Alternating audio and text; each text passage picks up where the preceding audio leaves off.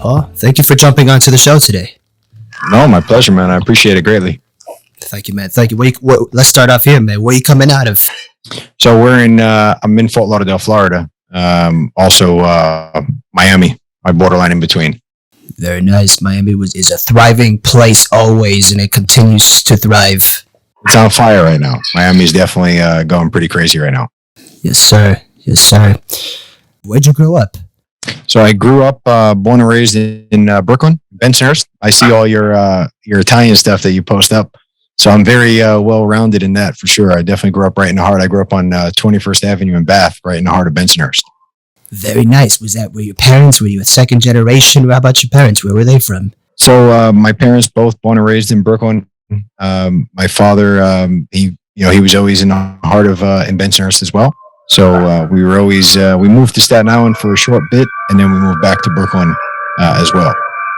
Nice. What did your parents do? Where did this entrepreneurial mindset give birth? Were your parents in business?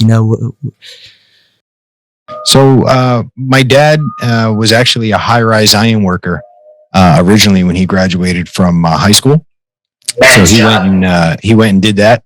It was kind of a family thing. It's kind of where everybody wound up. But when my father was younger, my father actually got hurt on one of the jobs. He fell through a roof and broke his back. And he decided to start his own business. And he actually started a video company. This is way before Blockbuster ever existed. He started Video USA, which was the video stores. And he pretty much built it up to an empire. Unfortunately, he bent the rules a little bit and wound up in federal prison for 7 years. But he was a very smart, guy as far as building, a business and building, a company.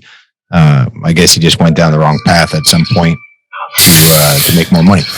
Sometimes, you do whatever it takes to take care of your family, and that sometimes you got to take risks and do what you have to do, and you do whatever it takes to take care of your family. Nothing wrong with that. Yep. 100%. I mean, my father was a super smart guy. As far as the business part of it, he was very successful. Unfortunately, he got tied up into the mix of it. But smart guy. I mean, extremely smart with numbers. He put a lot of that into me when I was a kid, and especially he put a lot into me of that whole point. But that's where my whole story about I fear being broke is because I seen the whole side of it. I seen my father build an empire. And I seen everything get taken away from him where, my parents got divorced at that point, and I was literally, borderline homeless, going from driving around in Rolls Royces to Corvettes to everything to then living with my mother because my father went away and I was staying with my mother and we couldn't even afford to keep the electric, the heat on, nothing. We were living on pasta sometimes for weeks at a time. So it was a reality check that most people never experience. And I got to experience all of it. So I'm grateful that I did experience it because it has definitely showed me how to become a better person today, especially business wise. Absolutely. You probably had to grow up pretty fast at that point. You had to become the man of the house pretty quickly at that point, right? Father's out of the house. Pretty quick. You don't really have options. I started doing whatever I could. I started working young. I started literally cutting grass, delivering newspapers. Whatever hustle I can do, I was trying to do. My mother was working, but she can barely get by. I was tired of eating pasta and peanut butter and jelly sandwiches. I wanted to order Chinese food. That's where it starts. Necessity, the mother of all creation. Very nice. Now let's come forward. So you're still in Brooklyn at that point when your father went away for a while. Where did you guys stay in the same house? Did you guys move another state, relocate? So my father he had a girlfriend that was living at the time. She became my stepmother, but she was living in the house that he was in when he wound up going away. My mother was still in a house in Staten Island, so I was staying in between both. I was kind of going on the weekends to my stepmother, and then I was staying by my mother full time. So I was kind of bouncing in between.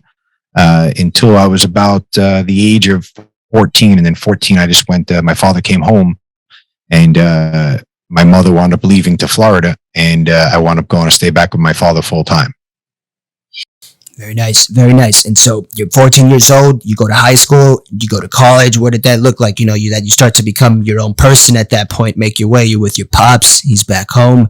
You know, So it actually it took more of a street turn switch than an educational turn, because I was already out, you know, in the streets, getting street smart and learning everything. And at that point, I was already I tasted how to make money. You know, so I wasn't really focused on school. My idea was just let me get through school. I'd never seen myself as a college person. You know, I was very good in school. I was actually majored in AutoCAD. I had really expelled in and grown tremendously in architectural drafting. And I had a job offered to me to go and do architectural drafting, but I didn't want a dead end job. I knew from that point forward that I was going to be on my own. I was going to be an entrepreneur. And, you know, at that day forward, I said, I ain't working for anybody. I already know how to make money. So I just need to learn how to make money better and become successful. that's what it takes. You got to set it, role for yourself. No matter what, I'm going to make it work. And with that belief, you can make some stuff happen. It always starts with at least a belief, right? You know, it always starts with just that belief. I'm not going to do it for anybody else, because the reality is you start to build somebody else's dreams instead of yours. You put all this time into stuff. You do all this stuff. I like where I'm at. I like where I work. I'm in the financial services industry, and I like that. You know, in many ways, it's still nice. But, you know, at the end of the day, my vision would be to, you know, go my way and build my thing too. And I'm still doing that with my show. Everybody's got a million things they're doing, but a lot of respect for that. And I know that people listening to this feed off of that because they want to do the same thing. They have all these ideas, and the older you get, you drop out of college maybe, or you have a family, you start to put in a lot of years into a place that you didn't want to put a lot of years into, and it gets a little more difficult, right? For you, was it always a straightforward? You said you were going to be your own boss from there on. You said, I'm going to do it. I already know how to make money. What were these natural skills you would say? You know, you saw your pops doing it. You were inspired by that. You saw him be his own boss, which is huge, you know. When you see your pops do things like that, he's making his accomplishments. Like you said, he would Rolls Royce, Staten Island. I see my dad move with no fear. I mean, literally no fear. Like that's one of the biggest thing that always impressed me about my father. Was my father he was a risk taker, good or bad. You know, I watched him gamble. I seen him bet, you know, $1 million at a time on one horse race. So he was a no risk person. He would pretty much do whatever it took. So it had its good side and its bad side 100%. You know, because he would push things to the limit. But I seen that part of him in business. My father wasn't scared to create a company, go out there and get business and make the business deals and go and build a company. Unfortunately, he didn't manage the money correctly, or he didn't always, you know, manage stuff right. But he was very, very good at that. He had no fear. And that's one of the biggest things with me is I'm not scared to try a business. I tried many businesses that fail, you know, and have failed in the past, but it helps me build up of being better at learning where I made my mistakes to do the next, you know, venture and do something and say, hey, I made that mistake before. I'm going to change it here and it's going to be more successful. Absolutely. I was just reading a quote that said something along the lines of, you know, man's biggest mistake is making the same mistake again. You make a mistake, you make it once. You make a lot of mistakes, but you want to have a variety of those mistakes, because if you're doing the same one over and over again, that might be the reason that you're wherever you are and wherever you feel like you're stuck in, you know. And for you ran businesses and you moved forward with it. You just kept it. Was that natural? Were there periods where you were like, man, I'm sure we all have those times like that, right? You know, where you're like, I don't know, I'm gonna have to get a job or something. You eventually had a family, you know, you now have a family, right? You know, you start to have to kind of treat it a little bit different, you know.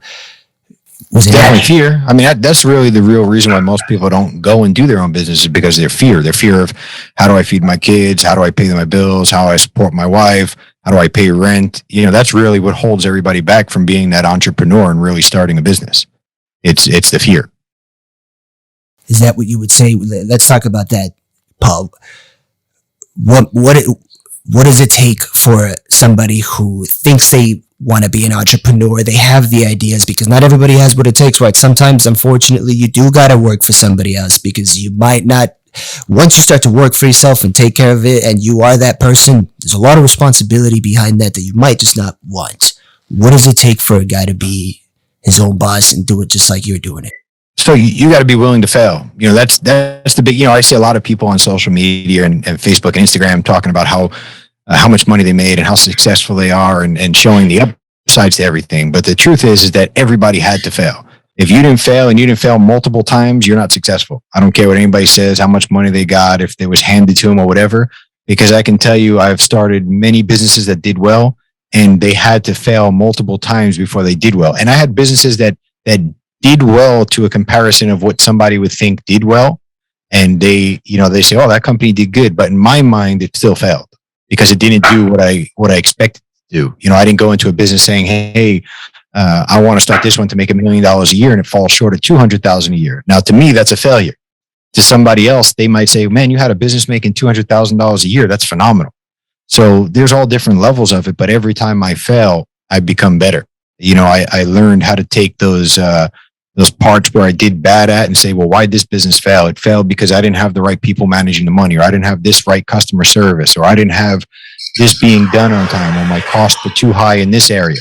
So what I allowed myself to do was learn from those mistakes. And every time I do, I keep implicating those errors on the new business with the resolved problem, and it becomes better and better and better. So I keep setting the goal higher and higher and higher for myself, and the bar, it falls short. And I consider that a failure. Some people don't. Some people think it's success, but I look at it and say, no, I could have done better. It failed for me. But in your experience, that is proven to work. And for you, and if everybody has their opinions, but for you, that's what works. You set the bar real high so that even if you get a little bit under, which is not the goal, but even if you get a little under, you're still over compared to most people. Yep. Yeah, you got to push yourself. I mean, at the end of the day, the reason why people don't push themselves when they start a business is because they're scared to fail. That fear of failing, nobody wants to do it. If somebody goes out and says, I'm going to start this business, I'm going to make $100,000 a year, and you're making $5,000 a year, there's people that think, oh, I'm making $5,000 a year, it's a great, they're making money. I look at that and say, no, I failed. But I'm not scared to admit it. I'm the first person, even my team tells me all the time, they're like, man, you're the first person to come out and say, we dropped the ball today, or you weren't as good as you could have been today. And I'm not scared to admit it. That's one of the biggest things, is people have to be willing to accept where they're weak, or how they may, how they were weak, so they can become better. A lot of people are too stuck up. They don't want to admit that they're weak in an area, or they can be better in that area, because everybody says, no, I'm great. I'm good in this area. I'm in a lot of businesses, and I still learn every single day. There's not, I have this thing, no matter how successful I am, I treat everybody the same and at the same level. And I do that because I learn from people all the time. There might be a guy that I'm paying $20 an hour to that works for me, and he might teach me something during the day that I didn't know. And then there could be somebody I pay $100, an hour to, and that same thing, that person could have taught me something new that I didn't know. And I'm not scared or afraid to admit that. I'll tell that person, hey man, that was a great idea. That worked wonderful. That's even, I implemented that on one of my insurance companies. I own multiple insurance businesses. And one of my businesses, I had a guy that we were paying $12 an hour, and he made a suggestion to me about a certain type of lead. I took that suggestion.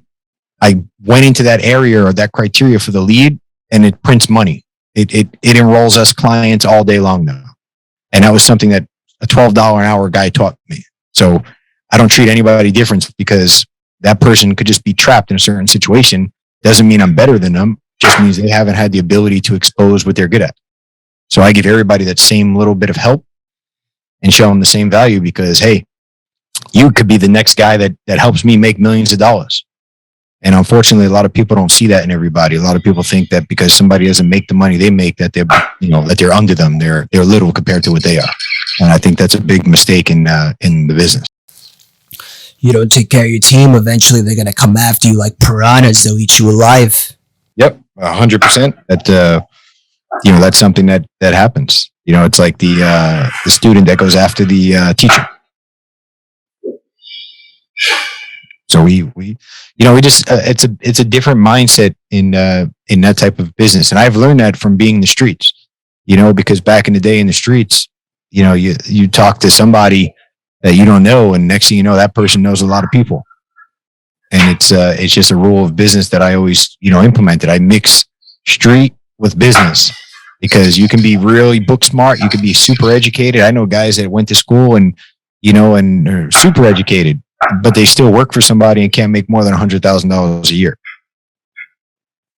So you never know who you're working with, who you're talking to. And like our interaction right now, our podcast. I mean, you might wind up and blow up to a major podcast and expand this thing tremendously. So I don't mind helping other people. I jump on all the time. I help people. I'm not afraid of that because you never know when it's going to come back. You never know what somebody's going to become. You don't know their potential, and I'm not going to get in anybody's way of growing. I try to help everybody grow. Well, I appreciate that, Paul. This is going to get huge, man. We're going to be at the top, and you're going to be one of the first to say I was on that because we're going to bring this all the way to the top. That's it. Yeah, as much as I can help too, man. I have my fan base, put it towards it. Whatever I can do to help, I just like to do that. That's what's fun about doing business is helping others. People don't realize that if you can help others as you're growing and becoming successful, it's a lot more fun, the whole game.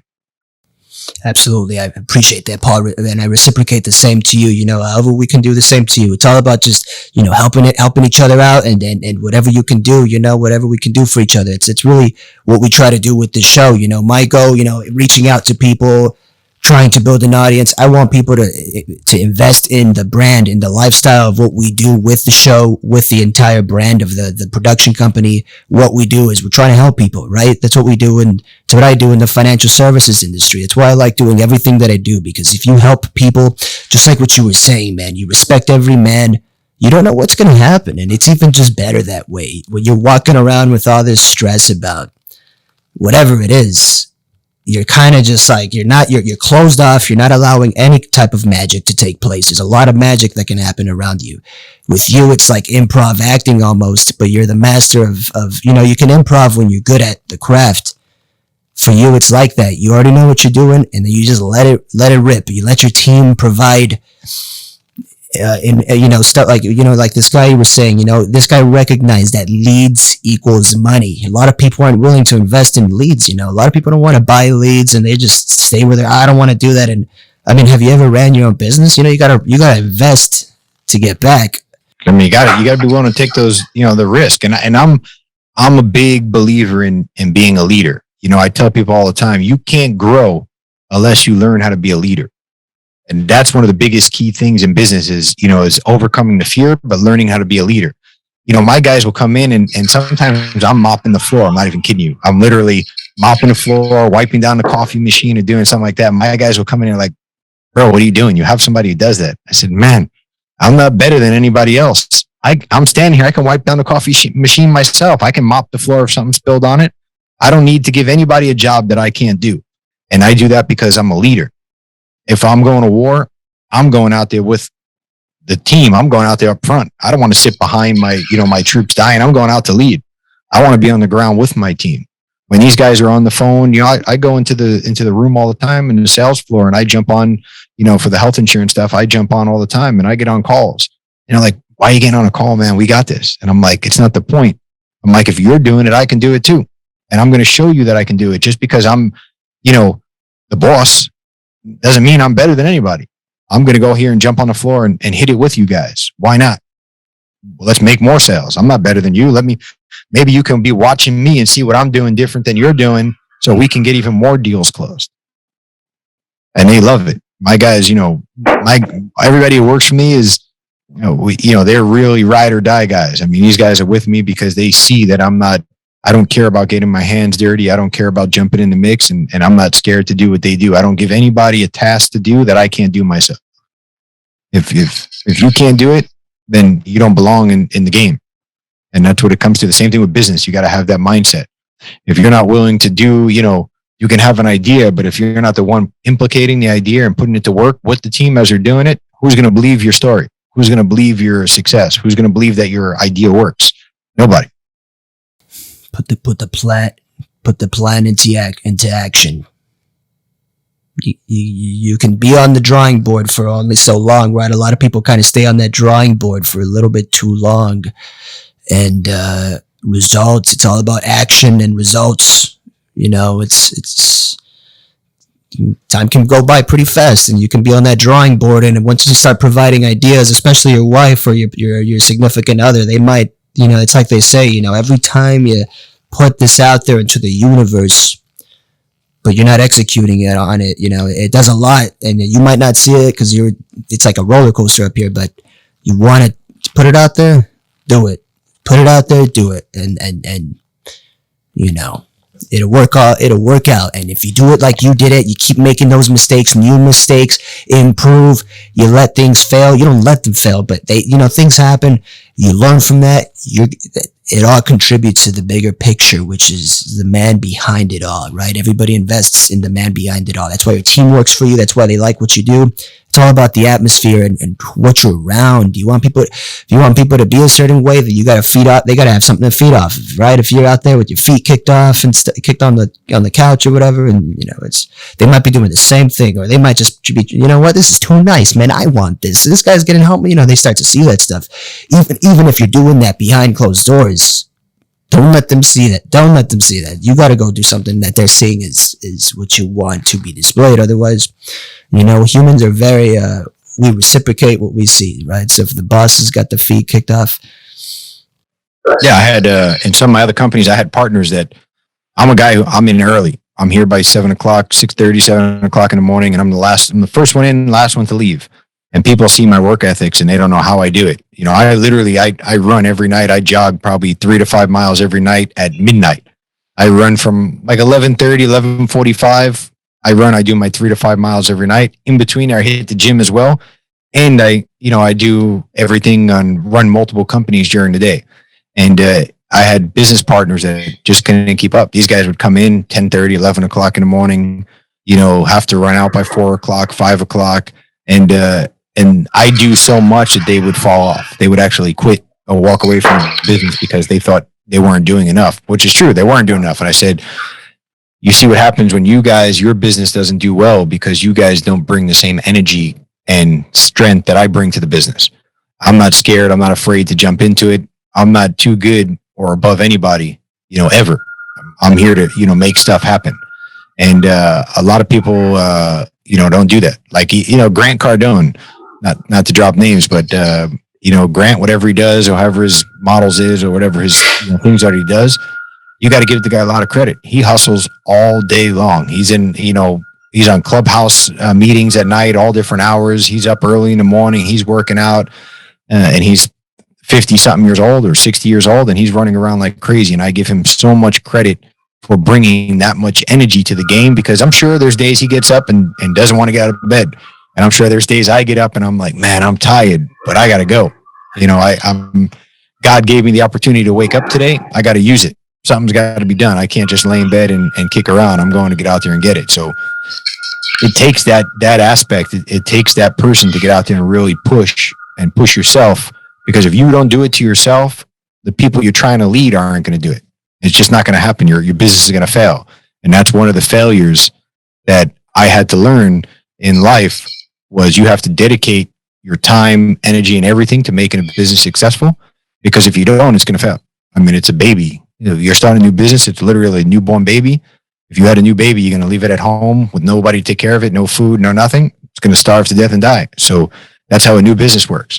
If you ain't in there 100%, donating 100% of your time and really grinding and getting it to work, it's going to fail. And that's one of the things that you have to learn with learning the process of failing a business. That's probably one of the key things, is you have to baby the business. There it is, right? That's the biggest thing right there. The motivation might not always be there, but the discipline has to be. Because if you let the baby go one day without getting fed, it's going to cry itself to death. Yep. Yeah, you got it. It's there. The business is crying to you. Business is asking you. It's telling you, hey, take care of me, help me. I'm here to, to give you the joy of everything, but I need your help. So you got to be there to help the baby and take care of it. And, my uncle, who's very, very successful in life, he used to tell me all the time when I was younger, he would say, when I was starting business, he said, take care of your business and your business is going to take care of you. And I never really knew what that meant until I hit the point where I implicated that, and it made a big difference. It changed everything night and day for me. Can we get that one more time for the audience, just so they get that in? Because I want them, just like you got it, and you probably had to replay. Say that again. What did you? I did a bunch of times. So again, my uncle's very, very successful. He's super wealthy in New York, and he ran multiple, multi-million-dollar businesses. And he told me very clearly when I used to bring up to him, hey, his name was Cookie. I say, hey, Uncle Cookie, I'm starting a business, and he would say the main thing about business is take care of your business, and your business is going to take care of you. So that means if you go out and you make, $1,000, don't take it and go buy a Gucci bag or Louis Vuitton shirt. Take that $1,000 and put it back into your business and make your business better. Take care of your business. He fed his business, taking care of it. He didn't drive the nice cars or do anything for the first couple of years. He just kept building the business. And then, when he was at a right time, he was loaded. Ton of apartments all over New York City, largest demolition and construction companies all over New York City. He had Lamborghinis, houses that are a block long, multi-million-dollar properties. And he did that because he kept pumping money, buying machines, buying equipment, not splurging and doing anything for himself, just investing the money back into the business and growing the business back. And he took care of the business, and the business took care of him. Still taking care of him to today because he has residual income coming in, and that's another thing that he taught and instilled in my head too, was that residual income is the most important thing ever. People miss that all the time.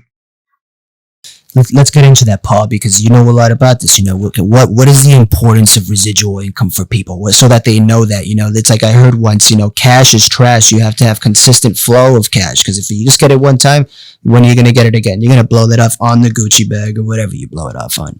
Yep. So you're in financial stuff as well. So, I tell everybody, you can make $100,000 and go out and buy nice things. But the problem is that $100,000 is not coming back next month unless you do something to generate that $100,000 again.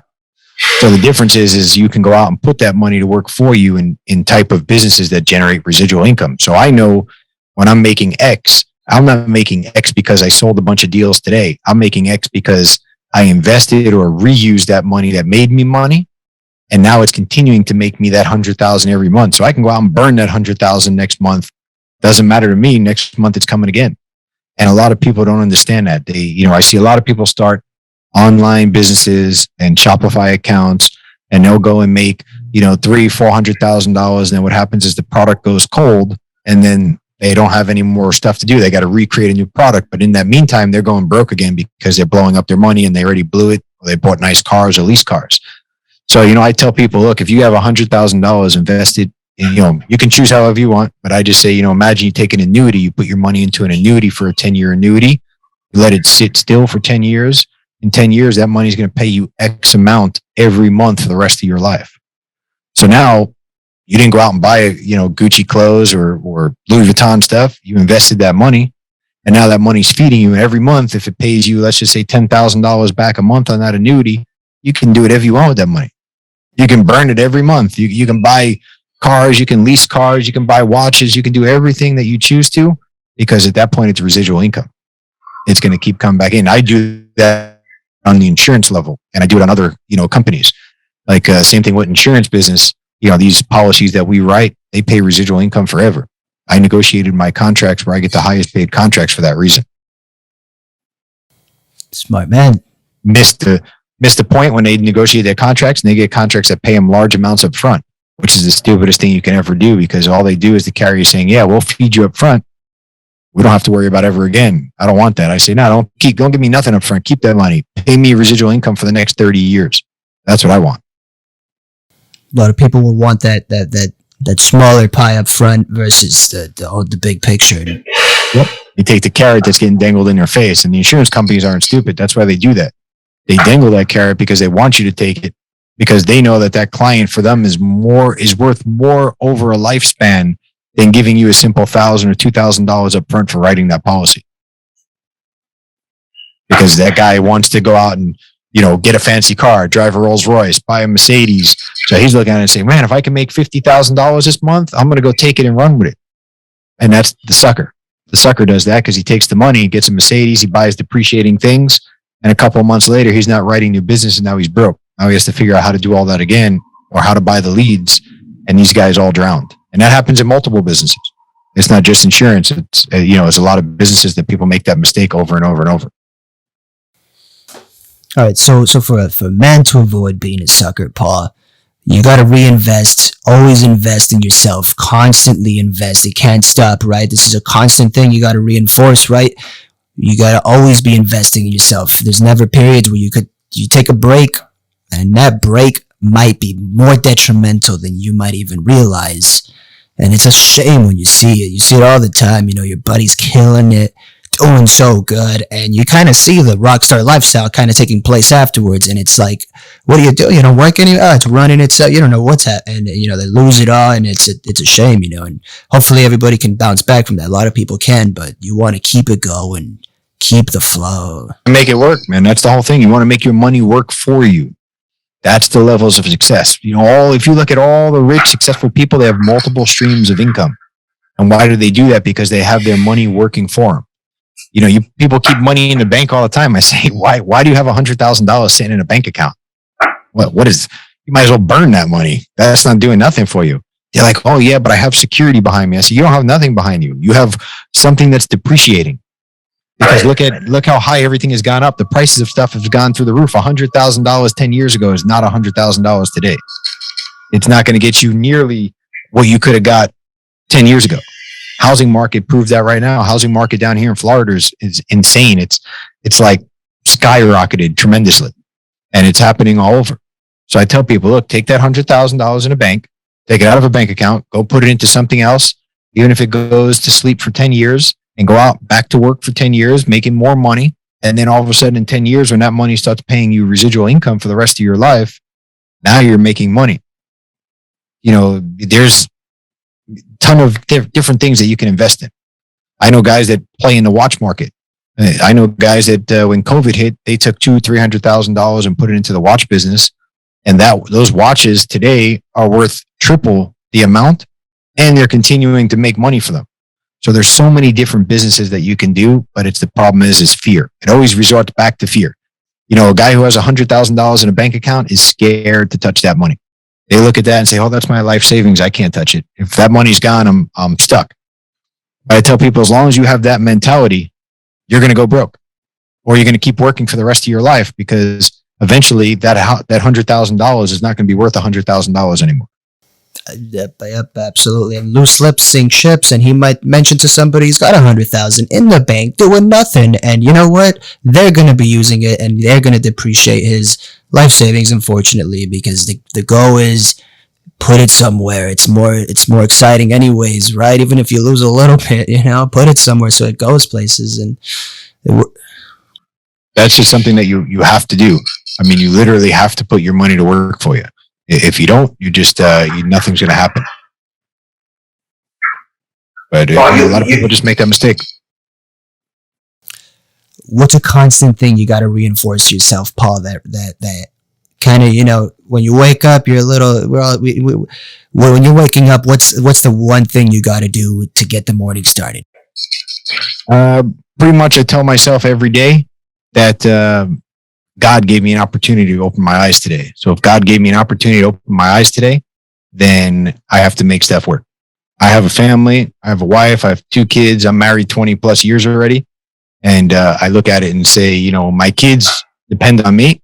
And, I have a lot of religious friends, and they're always praying to God, for God to give them this or give them that or bring them money and stuff like that. I tell guys all the time, I say, man, stop wasting your time praying to God for that stuff. If you're going to pray to God, then ask God for health. Because as long as God keeps me healthy, I'll go out and make money. I go out and make money all the time. You can give me $5 and put me in the street anywhere, and I'll turn that $5 into more profit. I'll make money all the time. And I can't do that if I'm not healthy. That's the biggest thing. You can do, you can ask, and I tell everybody all the time, Steve Jobs is a perfect example of that. That man had more money to do anything he wanted to. He could have solved anything he wanted to do, and cancer got him. So you need to go out there and be thankful every day you wake up. Push it. You got to push yourself every day. It's not easy. but you have to do it. And if you're not going to do it, then you're not going to be successful. It's literally that simple. If you don't have the drive, and if you're going to be somebody that's, scared, and you're going to go work for somebody just living paycheck to paycheck, or even having a job that just keeps you at bay, you're never getting anywhere in this life. You're going to be stuck. And eventually that money will run out, and you're just going to live your life and die. And that's what happens. You're never going to really live life. You're just going to live through life. You're just going to get by. And that's not just, that's just not in a basic, set. That's in general. People can go to work every day, travel locally and stuff like that and think they're living life. But you're not living life if you're not really like traveling, if you're not going all over the place, or you're not everywhere.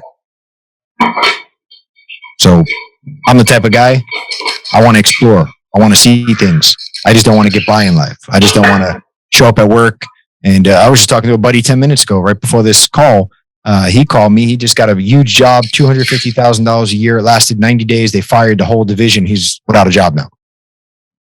And he's back calling me, hey, man, can you get me a job somewhere? I'm like, people live in fear about starting a business. I live in fear about that. To me, that's more fearful. I would be more upset saying, man, I just had a great job. Now I got to figure out how to restart and get a new job again tomorrow. I want to be in control of my own stuff. I want to be like, hey, I know what tomorrow's coming. I know if we're running broke, I know it's coming. I don't want to walk in and be like, hey, you're fired. So I tell people that all the time. They need to really assess that situation and turn that fear into fuel.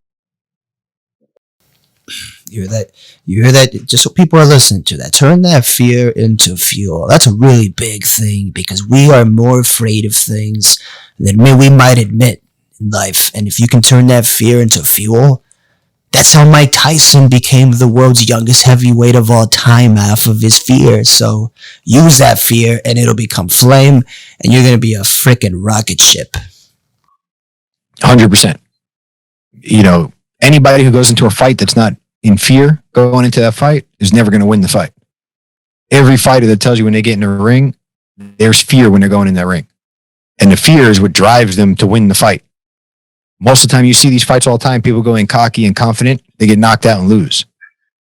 But if you go in with that fear, you're fighting a whole nother level. You're fighting somebody who's scared. You're fighting somebody who's afraid.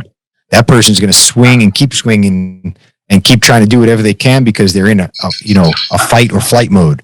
And that's how I treat business. I come out every day in fear, swinging at it, and I go harder. I don't just come out in fear and be like, oh, I'm not going to go out there because I'm scared. And that's one of the biggest things that you have to do. Business is scary.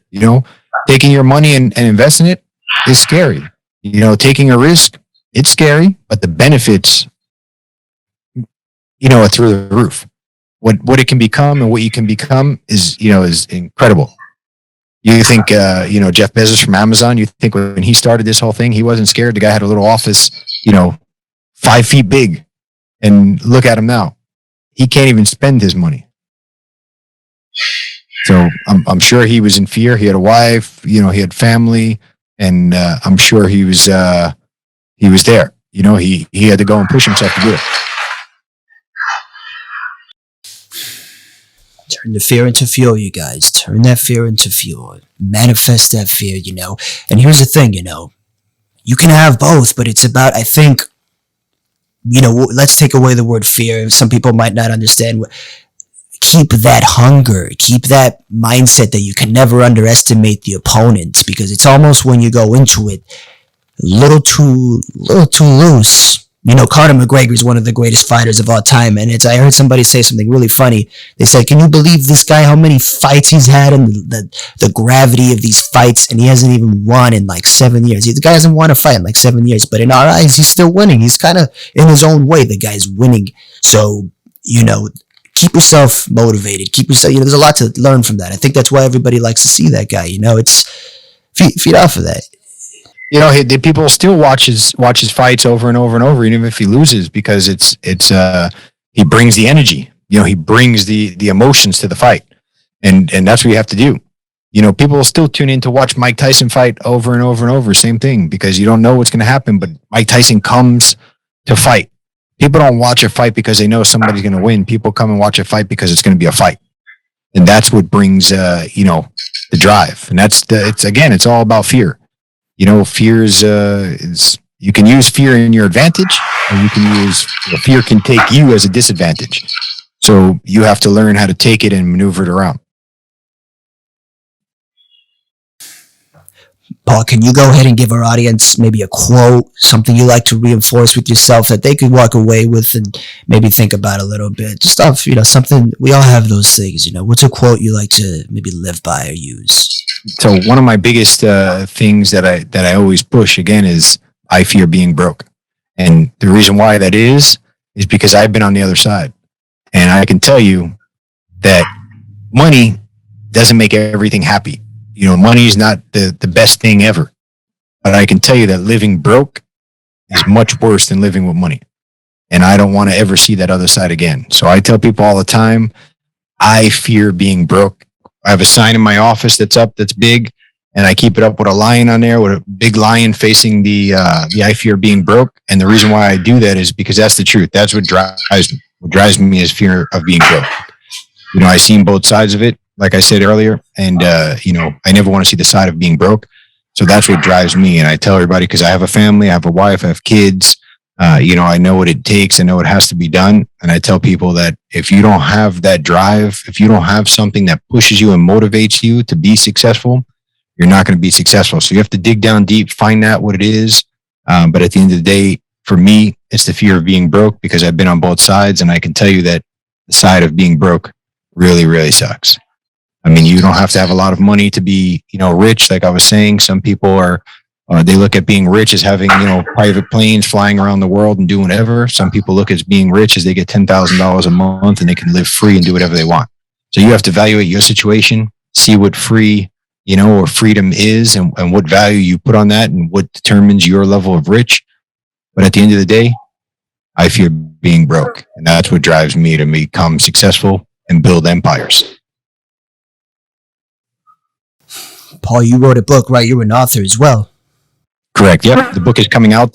Should be getting released. We're looking at sometime during 2022. It's going to be a full book of pretty much life story, telling how I drive, how I pushed myself, and how I used the whole mindset of fear. And I turned that fear into fuel to become successful. And I do that in every business, everything I touch, everything I do in life, every event, anytime I try to go for a run, whatever I do, I push myself, because I use that fear as my motivation to become successful. Very nice, Paul. Now, for our audience listening to this, they're going to be very inspired hearing you speak. If they want to take that step forward, what's a book that they could pick up that you recommend personally from Paul Greenberg? What's a book somebody could pick up that'll change their life? There are a lot of books out there. I'm not the biggest, mindset on reader. I don't do a lot of reading. I try to get, at least 1-2 books in a month. But I'm a real firm believer, and I tell people that it's not so much about the books, but it's about educating yourself. Always invest in yourself. I taught myself a lot of stuff. I put myself through different videos on YouTube, watch YouTube over and over to learn different things and learn how to do stuff. And I express that all the time. Many friends call me and they ask me, Paul, how do I do this? How do I do that? And I tell them, get on YouTube, educate yourself, invest in yourself. There's a lot of good guys out there besides myself. I do weekly Zoom calls, as well as the paulgreenberg.com. You can get on them. And I'm always trying to feed people information. But as far as books, Grant Cardone, 10X book. There's other guys that are out there. Again, it's just a mindset book. There's another one with, I think it's 21 Laws that you can get into. That's a really good book. But at the end of the day, you got to figure out what's right for you, and you got to drive yourself. But you have to push and never stop educating yourself. I tell people, nobody can take that away from you. Educating yourself. Nobody can ever take back. It's not a bad investment. Going to school, the regular school stuff that they teach you, unfortunately, that doesn't teach you how to really become successful at business. But as far as learning new things about business and learning stuff of how to set up Shopify accounts and online businesses and things of that nature, invest in yourself. It's well worth it. You're never going to fail if you put money into your own brain. Be a student of life. Always learn, seek that information. And a lot of that information is right in front of us if we allow ourselves to interact with the universe. And that's what you're doing here. And it's been a great pleasure to have you, Paul. How can our audience find you on social media, find you on LinkedIn, all that stuff? Social media is just paulgreenberg.com. is my website. Regular social media for Instagram is the Paul Greenberg. You can just follow me. Always ask me questions. I love it. I answer. I have my assistants answer questions all the time. I'm always interacting with people. So I love it. Don't, send me messages. That's what gets me excited. I love answering people and giving people real advice. I do it. I enjoy doing it. So just keep sending them. Ask me whatever questions. Don't matter. All right, Paul Greenberg, it's been a great pleasure to have you on the show, you guys. Check him out. Thank you very much, Paul. You have a great rest of your day. I have your information now, so we'll stay in contact. My pleasure. Thanks again. Good luck with everything, my friend. Thank you, sir. Take care. Bye-bye.